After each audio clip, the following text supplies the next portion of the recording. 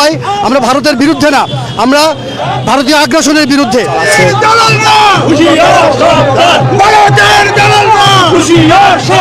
কিন্তু ভারত জানে না আমরা ভারতকে চারদিক থেকে চতুর্দিকে ঘিরে রেখেছি। আমাদের বন্ধু চীন আছে, আমাদের বন্ধু পাকিস্তান আছে, আমাদের বন্ধুরা কাশ্মীরে আছে। বাংলাদেশের সামরিক বাহিনী, ছাত্র জনতা আমরা একত্রে আছি। আমরা আমার 5,000 সদস্য, এই 5,000 সদস্যের মধ্যে অর্ধেকই নবীন, 2,500 আমরা যুদ্ধের মাঝে যেতে পারি।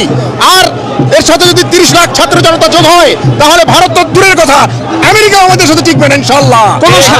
আমি মেজর শরীফ, আমি বলে দিচ্ছি ভারতকে যে ট্রেনিং আমরা নিয়েছি, যে যুদ্ধ আমরা করেছি, আমরা শুধু 2 লক্ষ সৈনিক না, আমাদের সাথে 18 কোটি জনগণ আছে। আমাদের ট্রেনিং, আমাদের দক্ষতা ভারতের চেয়ে অনেক বেশি। আমরা যদি একবার সাহস করে আমার দেশকে যুদ্ধ করবে, আমরা বলে দিচ্ছি 4 দিনের মধ্যে আমরা কলকাতা দখল করে নেব। আমরা দখল করে নেব, আসাম দখল করে নেব। হয়ে যাও, আমরা এখনো বেঁচে আছি, আমরা অবসরপ্রাপ্ত সৈনিক, আমরা ট্রেনিং জমা দিয়ে নাই, আমরা আকাশ থেকে ঝাঁপ দিয়ে পড়তে পারি, আমরা কমান্ডো। একবার যদি চিন্তা করো বাংলাদেশকে আঘাত করবা, আমরা বলে দিচ্ছি 7 দিনের মধ্যে কলকাতা, আসাম, ত্রিপুরা আমরা দখল করে ফেলবো। আমরা সৈনিক, আমরা মরে যাই নাই, আমরা সৈনিক, আমরা ট্রেনিং জমা দিয়ে নাই। আমি লন্ডন থাকি, আমি লন্ডন থেকে এসেছি, আমরা বলে দিচ্ছি আমরা ইন্ডিয়া, আমরা মোদি, আমরা তোমাদের বলে দিচ্ছি সাবধান হয়ে যাও। আমাদের দেশে হিন্দু, খ্রিস্টান, মুসলিম সবাই আমরা পেশাজীবীরা এর তীব্র নিন্দা করছি এবং ভারতের বিরুদ্ধে আমরা এটা সুষ্ঠুভাবে প্রতিবাদ করছি। ভবিষ্যতে যদি ভারত এগুলা সংশোধিত না হয়, আমরা সকলে দেশের 18 কোটি মানুষ একসাথে হয়ে এটার প্রতিবাদ করবো ইনশাআল্লাহ।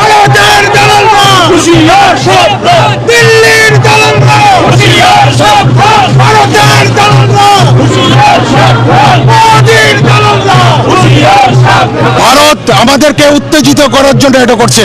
ভারত জীবনও আমাদের পাবো না, বাংলাদেশের 1 ইঞ্চি মাটিও ভারতকে আমরা দেব না। ওদের বরঞ্চ ওদের জায়গা আমরা দখল করে নেব। ভারতের দালালরা হুঁশিয়ার, সাবধান। দিল্লির দালালরা বাংলাদেশের সাথে ভারতের যে বৈরিতা সেটা অবশ্যই বন্ধ করতে হবে। ভারতের কূটনৈতিক ব্যর্থতা আমাদের উপরে চাপিয়ে দিচ্ছে। বাংলাদেশের পার্শ্ববর্তী দেশগুলো যেগুলো আছে সেগুলোর সাথে হলো ভারতের কোনো ভালো সম্পর্ক নাই। আমরা চাইবো আপনাদের পররাষ্ট্র নীতি পরিবর্তন আনুন, বাংলাদেশের সাথে সম্পর্ক ভালো করুন। বাংলাদেশের মাটি এবং মানুষ কখনোই ছাড় দেবে না, 1 ইঞ্চি মাটিও ছাড় দেবে না। আমরা একতাবদ্ধ, এটা আমাদের স্বাধীনতার যুদ্ধের চেয়েও হলো আমরা একতাবদ্ধ। আমরা চাই ভারত তার আগ্রাসন আচরণ থেকে বেরিয়ে আসবে এবং বাংলাদেশের সাথে সুসম্পর্ক বজায় রাখবে, এই আমরা আশা করি। আমাদের সাথে হিন্দু জাতীয়বাদীদের কোনো মালমালিন্য নাই। আমাদের সাথে দিল্লির মসনদের আমাদের যুদ্ধ।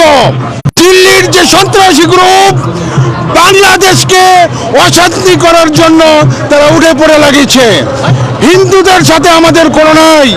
দেখেন নেপালের 80% লোক হলো হিন্দু, তাদের সাথে আমাদের বন্ধুত্বপূর্ণ সম্পর্ক হতে পারে, ভারতের সাথে হবে না কেন? নেপালের 80% হিন্দুদের সাথে ভারতের সাথে আপনার বৈষম্য কেন? কারণ তাদের আগ্রাসী মনোভাব, এই মোদির আগ্রাসীর মতো মনোভাবের জন্য এই সাবকন্টিনেন্টে আপনার অশান্তি বিরাজ করছে এবং এই বাংলাদেশকে নিয়ে তারা খেলা করছে, যেটা কোনোভাবে আমরা করতে দিব না, বরঞ্চ আমাদের সম্পর্ক আরো দৃঢ় হচ্ছে। আমরা অবসরপ্রাপ্ত সশস্ত্র বাহিনীর কর্মকর্তাবৃন্দ, সর্বস্তরের সৈনিক এবং সাধারণ জনগণ, আজকে আমরা বাংলাদেশের উপরে ভারতীয় সরকার যে আগ্রাসন চালিয়ে যাচ্ছে তার বিরুদ্ধে সোচ্চার হয়েছি। বাংলাদেশ সশস্ত্র বাহিনীর অবসরপ্রাপ্ত কর্মকর্তারা ভারতীয় আধিপত্যবাদী সরকারকে জানিয়ে দিতে চায় এদেশের সশস্ত্র বাহিনী বাংলাদেশের বিরুদ্ধে পাকিস্তানের বিরুদ্ধে যুদ্ধ করে বাংলাদেশকে স্বাধীন করেছে। আমরা ভারতের যে কোনো ধরনের আগ্রাসী তৎপরতার বিরুদ্ধে সজাগ আছি এবং আপামর জনসাধারণকে নিয়ে একসাথে তাদেরকে মোকাবেলা করে যাব। ভারতীয় জনগণ আমাদের বন্ধু, তারা আমাদের পাশে আছে। মুক্তিযুদ্ধ করে এদেশকে স্বাধীন করেছি। ভারত যদি মনে করে এদেশ একটি ছোট্ট দেশ, ভারত ভুল করবে। আগে আমাদের সংখ্যা ছিল কম, এখন আমরা 19 কোটি লোকের 9 কোটি যুবক। আমরা এই 9 কোটি যুবক যে কোনো অবস্থায় প্রশিক্ষণ ছাড়াই আমরা ভারতের মোকাবেলা করতে পারবো। যেহেতু ভারতের 7 লক্ষ সৈন্য, আমাদের ছাত্র জনতা এবার দেখিয়ে দিয়েছে কিভাবে দেশ স্বাধীন করতে হয়। ভারতের আগ্রাসনবাদ এবং ভারতের এই ধরনের হুমকি ধুমকি আমরা থোড়াই কেয়ার করি। ভারত মনে করেছে আমাদেরকে 3 দিক থেকে আক্রমণ ঘিরে রেখেছে, কিন্তু ভারত জানে না আমরা ভারতকে 4 দিক থেকে চতুর্দিকে ঘিরে রেখেছি।